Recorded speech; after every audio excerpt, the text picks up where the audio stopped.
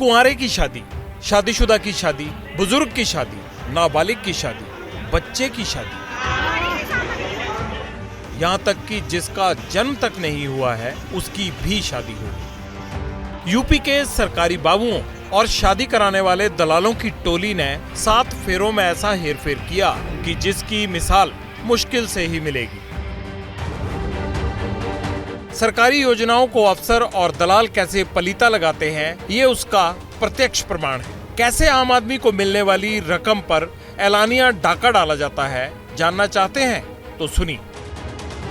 उत्तर प्रदेश में सरकार की कन्या विवाह योजना है। इस स्कीम के तहत अलग अलग जिलों में सामूहिक विवाह करवाए जाते हैं। योजना के तहत शादी कराने वाली बेटियों को सरकार की तरफ से 75,000 रुपए की मदद मिलती है। आरोप है कि इसी रकम के लिए गाजियाबाद के सरकारी अफसरों और दलालों ने अपना ईमान बेच दिया। योजना के अंतर्गत गाजियाबाद जिले में सबसे ज्यादा धांधली के मामले सामने आए हैं। इसके बाद पुलिस भी हरकत में आई और फर्जी तरीके से कन्या विवाह योजना का आर्थिक लाभ लेने के आरोप में 2 महिलाओं को गिरफ्तार किया गया है। खुलासा कैसे हुआ ये भी जान लीजिए। गाजियाबाद में पिछले साल सामूहिक विवाह का आयोजन हुआ था, जिसमें धांधली का आरोप लगाते हुए गजेंद्र पाल शर्मा नाम के शख्स ने डीएम से शिकायत की थी। हमें बुलंदशहर पे एक इस तरह का मामला हमारे संज्ञान में आया। फिर हमने ये देखा कि ये गाजियाबाद में भी हुआ है। तब हमने गाजियाबाद में जिलाधिकारी महोदय को यहाँ ज्ञापन दिया इस संदर्भ में, लेकिन जिलाधिकारी महोदय ने हमको बहुत सीरियस नहीं लिया। हमसे ये कहा कि आप क्या ये दंतकथा लिख लाए। डीएम साहब ने नहीं सुनी तो लखनऊ चिट्ठी भेज दी गई।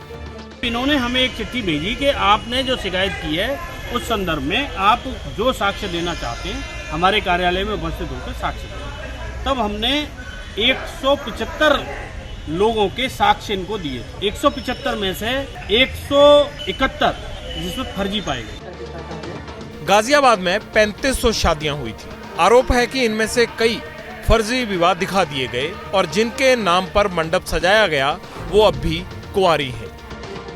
हम एक एक लाभार्थी के घर पे गए। कुछ लाभार्थी ने तो ये बताया कि हमारी बेटी तो दोनों अनमैरिड हैं और फिनो बैंक के माध्यम से टोटल पैसा लाभार्थी का दलाल निकाल के खा गए।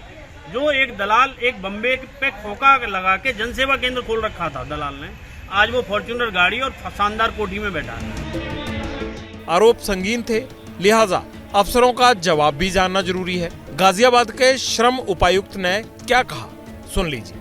सूचनाएं मांगी गई, जो आंकड़े मांगे गए, जो सूची वगैरह मांगी गई, वो उपलब्ध करा दी गई थी और उसके बाद वहां से जांच होके संभवतः चली गई तो उच्च स्तर से जो भी होगा निर्णय लिया।